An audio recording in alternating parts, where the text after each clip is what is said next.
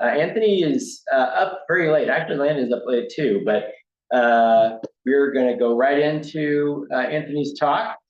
And Anthony is the founder of DNSimple. I don't have any other specific intro notes either. Dan usually had a little thing prepared. So Anthony, you willing to take it away? Yeah, sure. Everybody can hear me okay? Yeah. Excellent. Great. Well, first of all, thanks for having me. So DNSimple, as you might know, we're a domain registrar and DNS provider. We started in 2010 and presented at a RubyConf, and that started sort of our, I would say, our dependency on Ruby. From then on, we're still dependent on it. We still run a Rails app as our front end. So it's one of the reasons why we sponsor the Boulder Ruby group, and also one of the reasons I wanted to talk to you today, because I think some of you will connect with what I'm about to show you. So this talk is called From Stalled to Supercharged, and how we adopt ShapeUp at DNSimple. So let's start with the problem. So let me take you back a few years, 2019, 2020, 2021. Yes, there was something big going on, this COVID thing. And we were having our own problems as well, which is we were really having trouble shipping new features at DNSimple. We had a lot of unknown release cycles, so we didn't know. We would start working on things and we had no idea when they were going to be ready to go to the customers. So it was really hard to prepare all the things around the product that has nothing to do with the actual implementation of the product, because we didn't even know when things were going to drop. And so it was a lot of chaos. We also would say, hey, we're going to ship something at this date, and then we would miss it. And then we'd say, okay, well, we're going to push it back 6 weeks, and then we'd miss it again. So much so that at points we had projects that were delayed by months and longer. We also found ourselves often building the wrong thing. So we would have an idea and we just jump straight to a solution, and we would build that solution that we thought our customers wanted, based on their feedback, but we didn't really think through the problem that they actually had. We were just going, let's just build a thing and get it out there. And often we would end up having to go back and make changes because we were building the wrong thing. And then finally, our team members. So this is engineers, this is the product folks, this is business, this is marketing, this is everybody, and myself included. We were just really frustrated with the whole experience. We said, we're not getting the things done that we should be able to get done. We're a small company and it feels like we're really stalled. And so we weren't really looking, but we were at the same time open to something new that we could bring in that could help us with our development process to try to make things a little bit better. And so let's talk about the experiment. So around the end of 2022, mid to end of 2022, our VP of engineering came in and started talking to me. He said, I wanted to show you this thing called ShapeUp. I've been reading about it, and I think it might be something that we can use to improve our development process. And so he's like, here's a book, it's free. It came from the folks at Basecamp. Specifically, Ryan Singer was heavily involved in writing the book itself. And then they use it pretty heavily over at Basecamp. Now, I'm a skeptic, and usually when I see stuff coming out of Basecamp, I usually go, maybe not for us. But I wanted to give it a try because I started reading about it. I was like, okay, there's some interesting things in here, right? Okay, so what is ShapeUp? Well, in the original book, which you can still get today, it essentially broke down the development process into sort of 4 different phases, if you will. So the first part in the book was the shaping process. And this is where you're essentially saying, okay, we want to try to make something small-ish. And so we're going to sketch out maybe what the interface looks like, or we're going to write up a little bit about what the data flows might be like. So you start to shape a very rough version of a solution, maybe spiking something, but definitely throwing it away. It's not about code. It's more about it almost feels like the traditional design process. You know, you think back to like UML designs and things like that, except way lighter. It's literally like just kind of ideas bouncing around. And over at Basecamp, they of course use Basecamp to do this. And we use Miro to do this inside of DNSimple. So we'll just throw up like, you know, flow charts or whatever we want to do. It's at first it was like completely random, and I'll talk about that in a little bit more. So the shaping process is usually done by like one or two people, and usually people that have a clear understanding of what they think they want to build, what the customers might want. And so they shape this thing, and then you have a bunch of different shapes that are shaped over a period of time. And then you go into a betting phase. And the betting phase is where the business says, okay, we're going to bet on building these things during this cycle. And then a cycle is broken up into a building phase and a cool down phase. The way they talk about it in the book is the building phase lasts 6 weeks, and then the cool down phase lasts 2 weeks. So right away, what's really interesting about this is it flips a lot of things on its head that we were doing wrong. Instead of having fixed scope and variable time, where we said we have to do these things, but you can do it as long as you want, it flipped it to you have this amount of time to build something. All right. And I'll get to, you'll hear a little bit more about how that actually works in just a little bit. And then the cool down phase, the building phase is, like I said, it could be up to 6 weeks. What's interesting is at the end of it, it's released. Like whatever change is there is out in front of your customers or in front of your users, whatever you want to, if you're building internally, if you're building externally, it doesn't matter. It's shipped. It doesn't have to be launched in the traditional sense of a product, but it is out in customers' hands no later than the end of that build phase. And then you have a 2-week phase of cool down where you might fix some bugs that show up, you might refactor, you might do other things as well. So that was the original idea. And along each of those things, there's a lot of other sort of sub ideas on how to make them work. But I kind of wanted to give the idea of the flow first. So we read through the book, and I said, with the product folks and with the engineers, we're going to give this a try with one team. And so what we did is the way we do it at DNSimple is we have little groups that get essentially like 2 to 3 people that will work on any given thing. And so we said, we're going to take one of these groups of 2 to 3 people, and we're going to set them off on this, and we're going to try to run through this and see what happens. Everybody else continue building things the way they've always built them. And so we let it run through its first cycle of 8 weeks. We call these things a cycle. So the 6 weeks of build and then the 2 weeks of cool down. And from the very beginning, we saw some really interesting things. So first of all, it accelerated the development process quite a lot. Why? Well, the first reason is because when you flip that time and scope on its head, and you say we're going to fix the time, but the scope can be variable, somebody gets to control that scope. And in ShapeUp, it's the engineers. So the engineers, right at the beginning of the ShapeUp process, they do what's called climbing the hill. And in climbing the hill, they're trying to figure out all these unknowns. And then from those unknowns, as they start to turn those into knowns, and they do this very quickly. They usually do this in a couple days, maybe spike some things, maybe do some additional research. That we try to also help them get to that point as fast as possible. But they very quickly get a sense of whether or not it's reasonable to do all the things that are in the shape. The shape might describe far too much to do within that time window. And so they control that, and they can say, what we call it is taking the hammer to the scope. We call it scope hammering. And they start to hammer out, and they essentially turn it into a negotiation. And they say to the person that built the shape, they said, this is too much. We can't do all this. But we can give you this piece here and this piece here. And we think that'll be enough to give customers or users value so that we actually will get a successful release and a successful result. Most of the time, that process ends with us going, sounds good. Let's go ahead and hammer those other items out of the scope.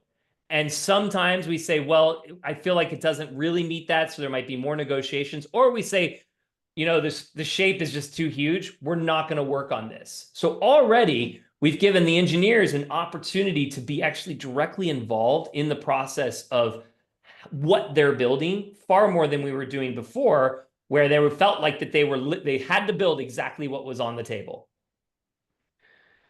The other thing that changed really quickly is feature delivery became predictable. And here's why. That time that we're talking about, the 6 weeks, we can actually do 4 weeks or 2 weeks, whatever time breakup makes sense. It's called an appetite. And the appetite is specified by the folks who are actually doing the shape and who are owning the product. So that might be your product developers or your product designers. It might be your executives if you're in a very small team. It might be other engineers. It might be you for that matter. But the point is that you have this way of saying, I have an appetite for the amount of time I'm willing to invest to solve this problem. That's very different than a estimate. This is not an estimate. That's like one of the initial hardest things to change in the engineer's mindset was we're not estimating that it will take 4 weeks. We are saying as a business, that is our appetite. So you have to get it shipped within 4 weeks, and you're allowed to scope things down so that you can make that work. Changes things a lot because all of a sudden we had a very predictable, we knew when they ended, it was shipped. And yes, in fact, the first product, the first change that that team developed shipped in time. So what worked? Fixed time variable scope. This was like a massive, massive improvement. Scope hammering, putting that in the hands of engineers, that worked very well also.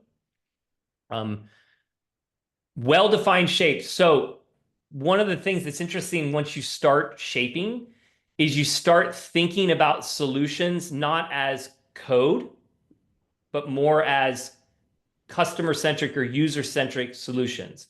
You're trying to solve a problem. You're not trying to write a bit of code. The code, funny enough, when they've climbed the hill, we actually have these hill charts in every one of our projects where they climb the hill till they remove the unknowns. By the time they get to the top, they're essentially, it's just all downhill from there in terms of they're running. They're just writing code. They're not thinking as much anymore. At that point, they're thinking about, well, does this code work the way we want to? How is the integration here working how we want to? But they've already solved the problems of, can we even do the integration? Do we have the existing libraries to do this? Do we have the operational infrastructure to do this? That was already figured out. So having these shapes that were well defined, that defined sort of at a high level what the solution looked like, made it a lot easier for the engineers to engineer. Instead of coming back and saying, well, did you mean this or did you mean that? Because that negotiation happened during the shaping process before we invested time in code and getting things out to production. Now, like all things, it's not perfect, right? There's definitely things that needed improvement. So let me walk through some of the things that needed improvements. So in this happened not just at the end of this first test, but as we started rolling it out to the rest of the teams, we started realizing there are some things that we needed to do. The first was what we call clearing the unknowns. So often we were leaving these big red unknowns in our shape and saying, figure it out, engineers. And the engineers were like, I don't know. Like, I don't know what you're talking about here. So they needed to take more time to clear those unknowns. And what often happened is they push those to later in the build process. And they get to the end and it's like, okay, we have 5 days left before we ship. And we just realized that we didn't think about where we're going to store this data because it doesn't fit into our relational database in a way that we're comfortable with expanding data. Could just give you an example. A little late to start thinking about at that point. Or, oh, geez, we didn't think about the security implications of doing this particular thing. And now we have to go back and look at that and go, okay, what kind of, is this going to damage our security posture? Is it going to make it so that people can breach our systems? Whatever it might be. So clearing the unknowns was something that we needed to work on. And a lot of what we did was trying to push as much of that into the shaping process, allowing the shaper to do more spikes, to do more research, to work with other folks to figure out whether this thing was like, let's look at these unknowns and try to turn them into knowns. The other big thing that we saw was understanding the problem. I said this in the very beginning, when we were building back in 2019, 2020, we came in with solutions immediately. And often we didn't actually take the time necessary to understand the problem. So what we had to do is we had to change up our thinking so that we talked first in what is the actual problem we're trying to solve. The way we did that is we added in another piece to the sort of pre-shaping, which is something that Ryan Singer didn't include in the original book, but then added in his blog later, and it's called framing. And he calls it framing the problem.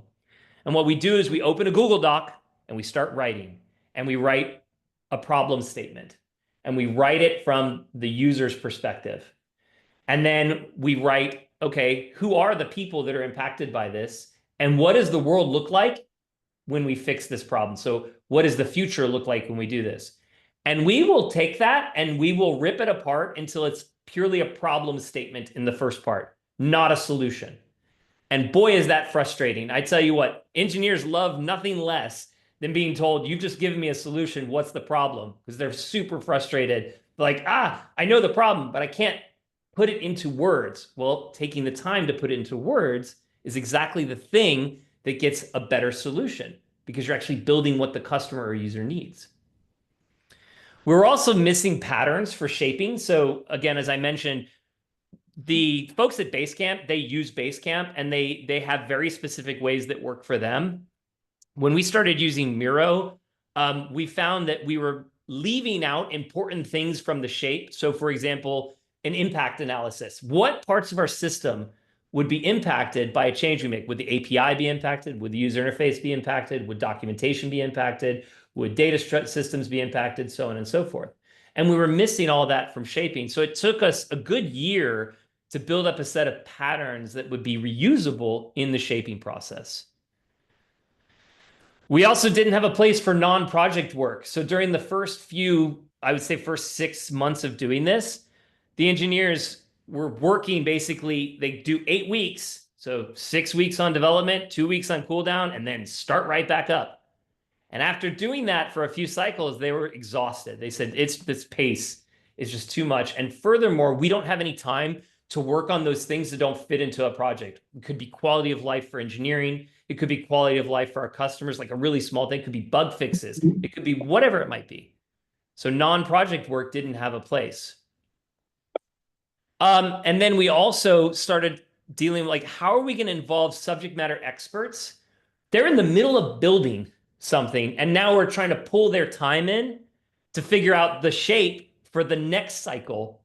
And so we had to navigate this balance between you're doing your work, but we're also asking you to focus on things that are going to come in the future. And that's also been a challenge. And I'd say it's still somewhat of a challenge today. So we iterated on it. We iterated on the process over the last 2 years, essentially all of 2023, all of 2024. Our developers through that learned to make decisions about scoping. So initially we weren't sure, like, what can you reasonably cut? How far can we take this? Do we hammer out so much of the scope that we lose the value? And so we had to navigate that.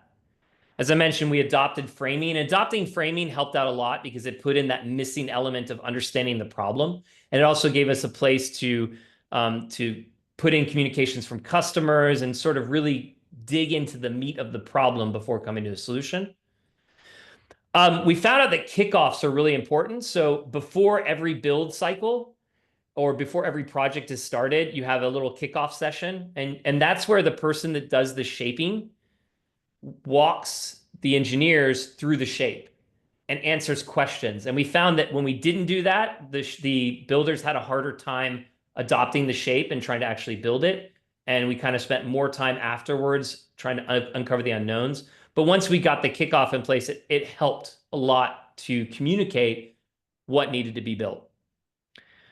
We figured that climbing the hill is super important. So doing that process of getting rid of the unknowns, if you left a bunch of stuff at the beginning of that hill and they sat there, wow, it was stressful for the team because they'd get towards the end and they'd see this looming deadline and there's a whole bunch of things they didn't climb the hill on.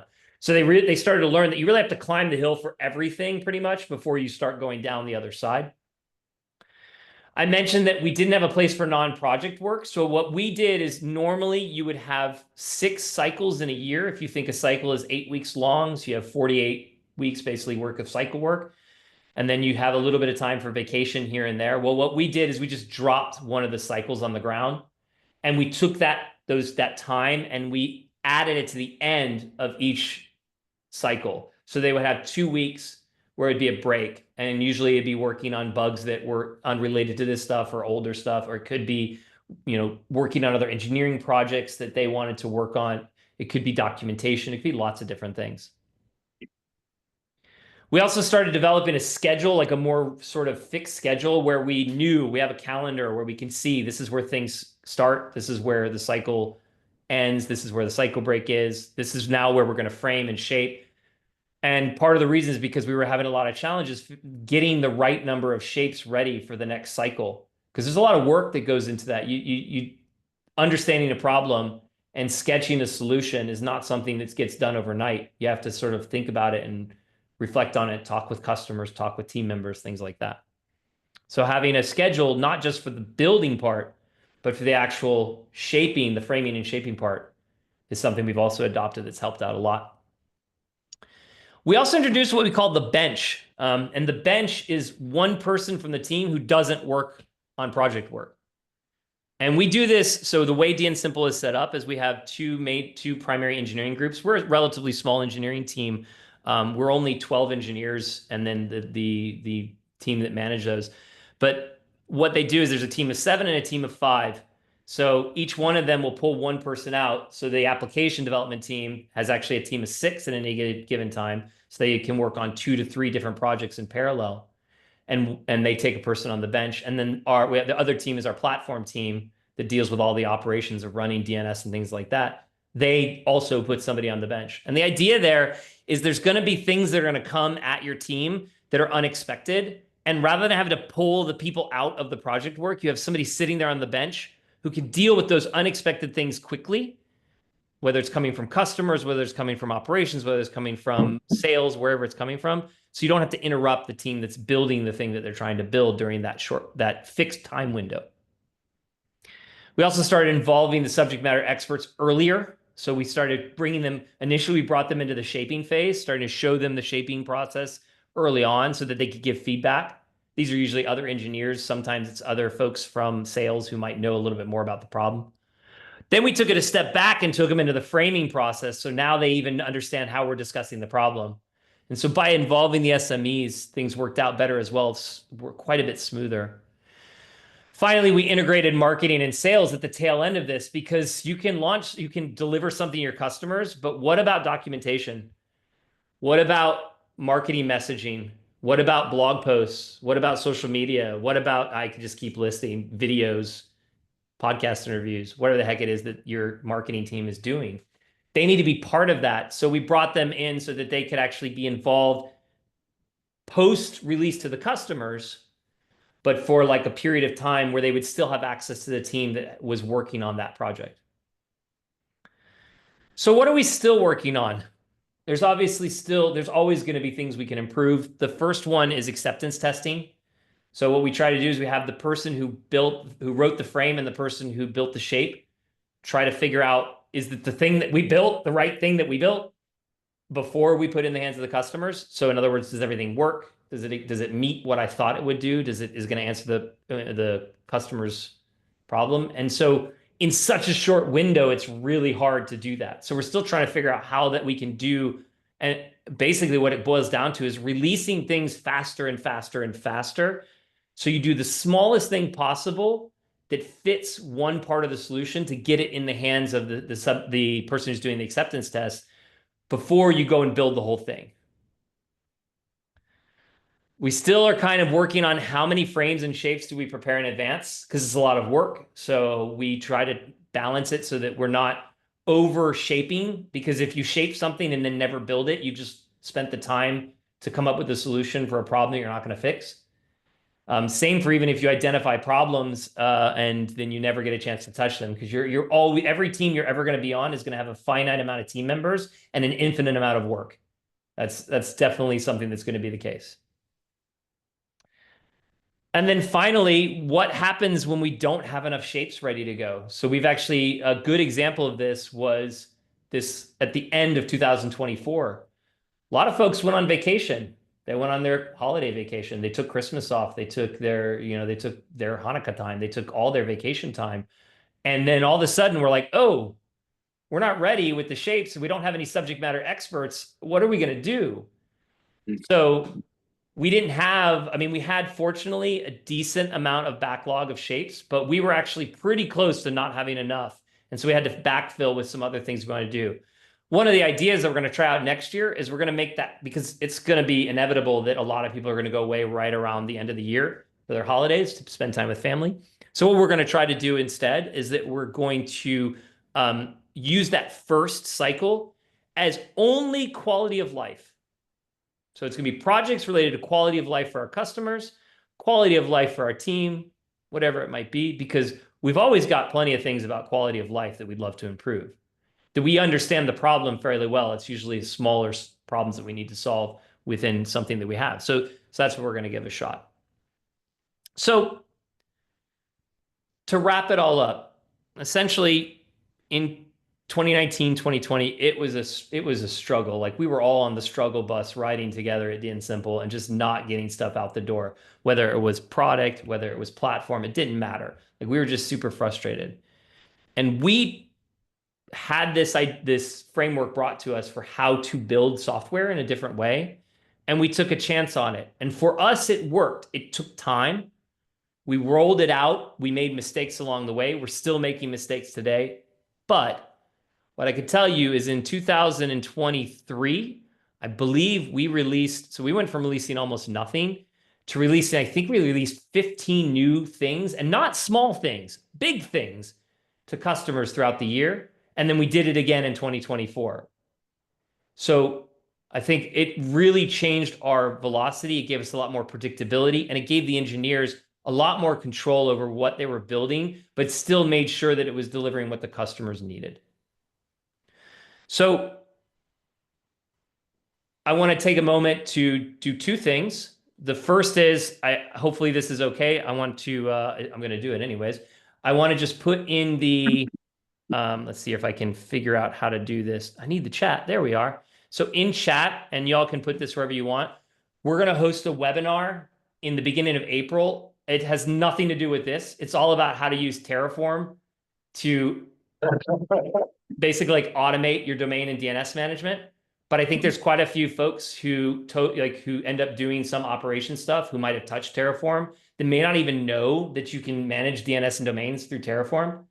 And so we're going to do a webinar, and we're actually going to have one of the folks from HashiCorp on that webinar, along with an engineer from our side, and I'll be emceeing it. So if you follow that link, we'd love to have you there. There's no charge. And we'd love to see you there, and we'll be answering questions if you have about Terraform and domains and DNS. The second thing I'd like to do is open up the floor for any questions. Lots of questions. All right. Thank you, Anthony. Lots of good questions. Pete. All right. When moving towards like a ship the smallest thing possible approach, I feel like people can be encouraged in the direction of kind of underbaking things. Was there anything intentionally you did to make sure people were like taking enough time and solving things right and not taking on too much technical debt? Yeah, so that, I think, one, the shaping process, what we did is we would shape an entire solution, knowing full well that some of that solution would probably be dropped on the floor. And so we knew what we could do, and we knew what the appetite was for the fixed time. Now is a question of, can we make those two things meet in a way where we can deliver enough value? Then the other pit, of course, was understanding the problem better. So as we got better of going through that framing phase, we were able to understand, is the shape actually solving this problem? And there were times where the shape went well beyond solving the problem, where we had to go like, okay, reel it back in. You're doing way more than solving this problem. Solve that problem instead. And it would result in a shape that was more complete, maybe just as big, maybe smaller, maybe even larger, but it actually solved the problem at hand, not what we imagined the problem, not what the person who was shaping it imagined to be independently. In terms of quality, in terms of like making sure that a lot of technical debt is not added up, I think that is something that comes from an engineering team that admits that technical debt, like any code written, is basically technical debt. And the cycle break and the person on the bench give us two options already on how we can deal with some of that technical debt. So right now, for example, the person who's on the bench, the first thing that, like, not the first thing, but one of the things he's been doing this cycle is he's been writing up a proposal for how the team as a whole can work together to re-architect a particularly nasty area of code that we have that's creating defects. And then the team will be able to work on that either in a cycle break if it's short enough, Or continuously, as they're working on their work, they can say, now we could take these ideas and redo this, or we might even dedicate an entire project to it during the quality of life phase. So hopefully that answers your question. Yeah, definitely. Thank you. You're welcome. All right, who's next? I'm curious, you said a couple times like the person that's doing the shaping, but then you also said like the team that does the shaping. So I'm curious, do you have dedicated people, or can those shapes come from anywhere? Is it the entire team that is involved in that shaping process to help ensure that you kind of cover all your unknowns in addition to those SMEs? And then like where do like product managers fit into this? Like how do the engineers talk to the stakeholders, or I'm curious where that. Sure. So the product managers really are looking to understand the problem. So they're the ones that are communicating with the customer. They're the ones that write the frames. So in our case, that might be me, it might be our CTO, it might be our VP of engineering. And then we have one other person who is kind of our Uber designer product owner, if you will. And he will also write frames about the application itself and things directly in there. So the framing part is a lot of where they get involved. Now that same sort of designer developer who I was talking about, he really spends the vast majority of his time these days shaping things. So he will shape a good third to a half of all of the shapes that go to the engineers, usually, especially when it's application focused. Our CTO will either shape or delegate the shaping of things that are related more towards the platform and operations, because we shape those too. Like we actually do shape things like, oh, we want to give you an example. We needed to have improvements we're coming up to a point where we need to have improvements to our query monitoring systems so that we can monitor domains that are getting a lot of queries that are exceeding what we want to allow for that particular name so that we can put limits on them, right?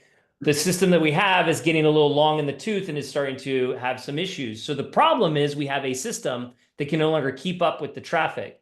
So that's something that the CTO can bring and can frame as a problem. And yeah, he will get help from other engineers from the platform team, both to talk about the frame, sort of like they'll kind of go bounce ideas back and forth. They'll correct each other. They'll add things, they'll remove things, and the shape. So either if he writes it, if he builds the shape, he'll be pulling in those subject matter experts. Let's say we have a team member who is acutely familiar with operating the graphing tool that we use for this particular thing, or the data storage tool, or the ingest tool. Those people will be brought in and said, like, what am I missing in this shape? What am I not putting in here? And the shaper then will get that feedback. So we actually use a Kanban style board to take any problem from its inception. So when we think it might be a problem, through the framing, through the shaping, into the building, into the cool down, and finally into release. And we can pull in engineers or product folks at any phase to figure out, what are we missing here? What do we need to add? Whatever it might be, right? What do we need to negotiate? When the engineers come with the scope hammer, somebody has to be standing there to go, is this enough? Well, that's where the product team or the folks that were writing the shape get involved and say, well, yes or no. So hopefully that answers. Did I miss any part of your question? No, I think that covers it. It's on our team, it's hard. I think a lot of the engineers are like involved in doing some of that shaping. And so like that initial time of like really understanding the problem, like if you're talking about like an 8-week scope or whatever, like some of that time and like even just getting an idea of like what is the best problem to solve. I think having like a separate person or people that are dedicated to that really goes a long way. It does. And you also keep in mind that all of that work, all of the preparatory work of the framing and shaping happens before the cycle ever begins. So a shape must be what we consider to be well shaped before we will give it to the engineers and say, let's put it into this. If it's not, we will not give it to them unless it's like we have to have something done. Like, let's say there's a system that's falling over. Then we'll go, look, it's not perfect, but we got to go from here. And then there's just more back and forth, usually at the early part of the development process, to clear out the unknowns that were left in that shape, or the things that crop up that the engineers find that maybe the shaper didn't find because they didn't involve those engineers early enough in the process. Yeah. Thank you. You're welcome. spectrum. How much time do you put into framing and shaping? Is it open-ended or just whatever it takes? So we actually have a fixed window of about, we try to do 3 to 3.5 weeks of framing. So and then we have what we call our initial bedding phase. So we look at all of these frames, and that's where we say, okay, have we defined this problem well enough? Is it a high priority for the business? Does it exceed all the other things that we want to do? Do we have the team members ready to do it? Do we even want to shape it? Right? And this is we're thinking ahead. So think about this. We started that at the beginning of what is effectively a 10-week period, right? The 8 weeks, so the 6 weeks build, 2 weeks cool down, 2 weeks cycle break. So the first 3 weeks of that 10 weeks, we're dealing with framing and problem, like thinking of problems and trying to dig into those.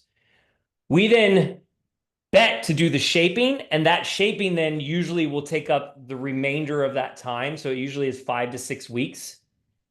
And by the end of that, we have another betting period where we say, now we have enough shapes, maybe too many. Which ones are we actually going to do? Have our priorities changed?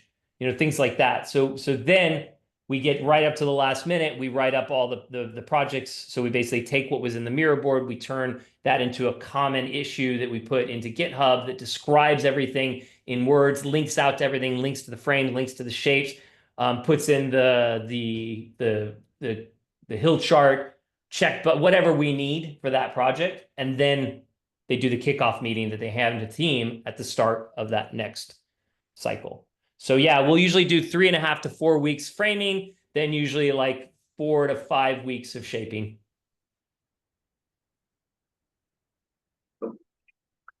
So when you started this, you pretty much asked the question, can we ship anything at all in 6 weeks? And years go by, and as years go by, you find yourself continually doing projects that are hitting that 6-week maximum, or are you finding yourself driving smaller projects and bin packing the 6 weeks? So we run a pretty mixed bag. We've gotten better at understanding from a business perspective how much time we actually want to invest in any given problem. And so often we will have, so 2-week projects are the hardest projects because you really have very little time. You better know everything. You can't be unknowns at the beginning of that. So you have to solve those unknowns during the shaping process. Otherwise, 2 weeks go by so quickly, you're gonna, unless it's really, really small. And we do have them, but often we end up thinking a little too big. So then it's 4 to 6 weeks. And so what we do is we try to balance those during any given build cycle. So a team might be a 2-week project plus a 4-week project. Another team might do an entire 6-week project. We have done this recently where we start with an appetite at a certain small level. And then as we get to understand the problem, we realize that our appetite's a bit ridiculously small.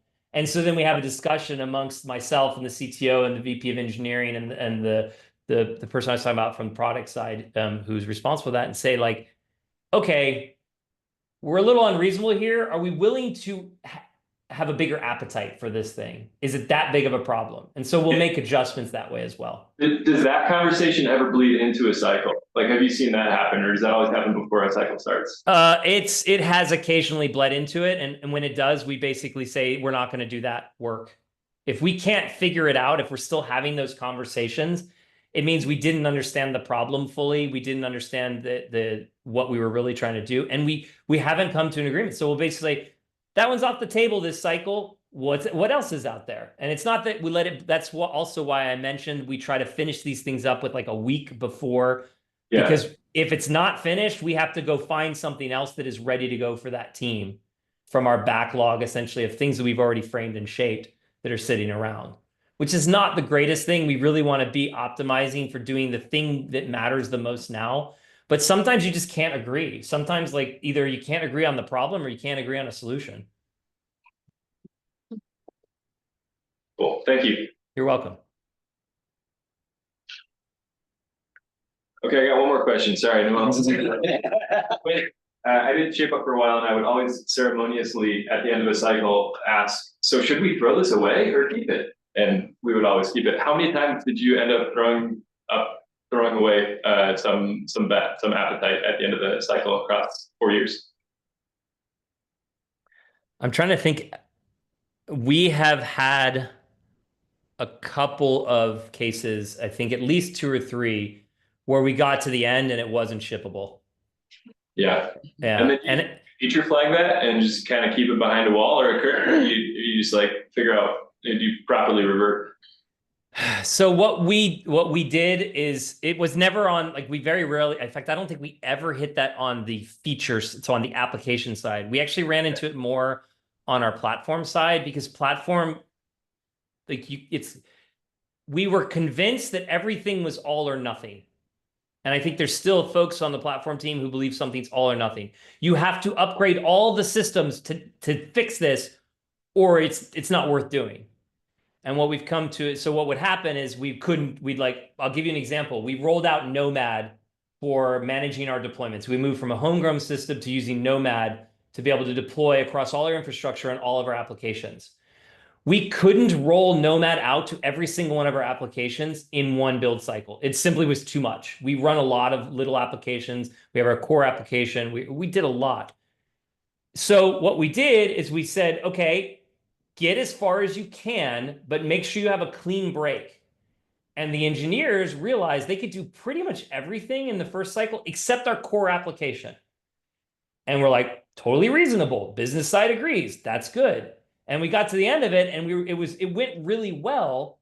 So we didn't technically solve the entirety of the problem, but we were super satisfied with the results. And then we're like, okay, let's schedule the next one. And it took an entire cycle to take the application and convert that over, because it was far more complicated, a lot of moving parts. So I think the solution became more of accepting that some problems are so big that they won't fit in that, and then cutting everything until you can get enough that fits in that, deciding if that's sufficient for the business, and going forward if it is, and pulling back if it's not before you ever can get started. That's great. I appreciate the example. Thank you. You're welcome.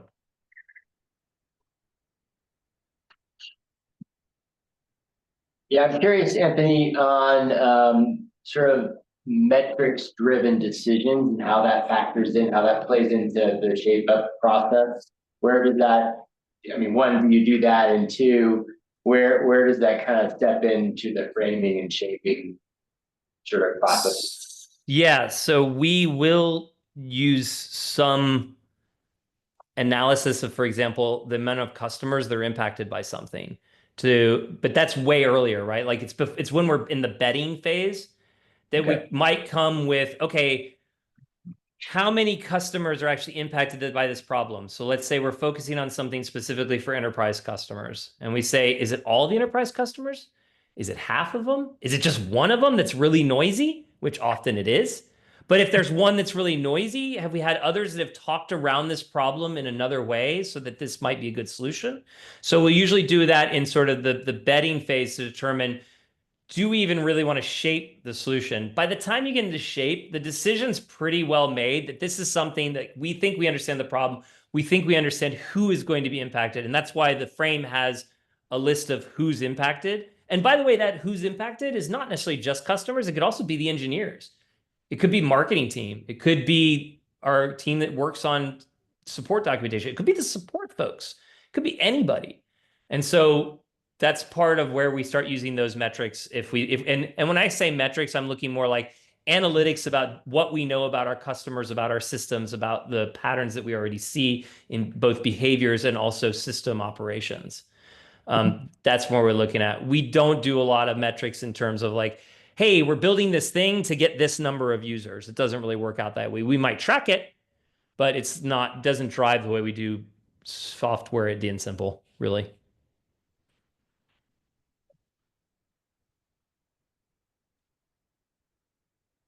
Any other questions?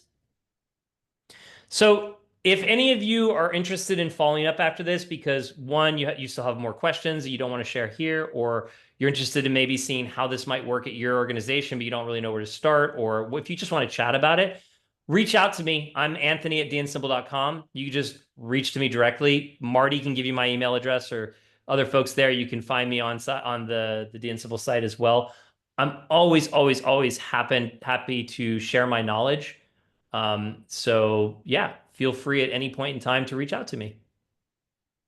Awesome. Thanks, Anthony. That was great. Thanks for sponsoring. Yeah. Oh, it's our pleasure, and thank you for having me. It was really kind of you to allow me to speak to y'all. Just a reminder, please, if you have anything related to Terraform and you're interested in learning about it, sign up for that webinar. I'll be on there, and I'm going to keep it lively and enjoyable, and it's probably only going to last like 45 minutes anyway, so it should be good. Nice. Great. Okay, Rylan, anything you want to add? Rylan, by the way, is there. Look, there's Rylan. It's so still. I'm good. I'm not feeling well. All right, Ron.